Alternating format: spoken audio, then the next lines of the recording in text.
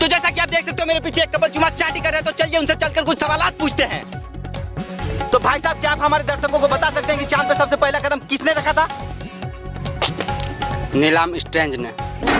नीलम strange? हाँ, बिल्कुल सही जवाब। और दूसरा कदम किसने रखा था?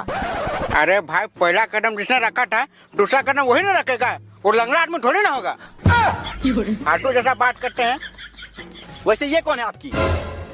गर्लफ्रेंड है हमारी। तो आपने इसमें ऐसा क्या देखा जो आप इससे प्यार कर बैठे? सब कुछ देखने के लिए तो प्यार किए हैं।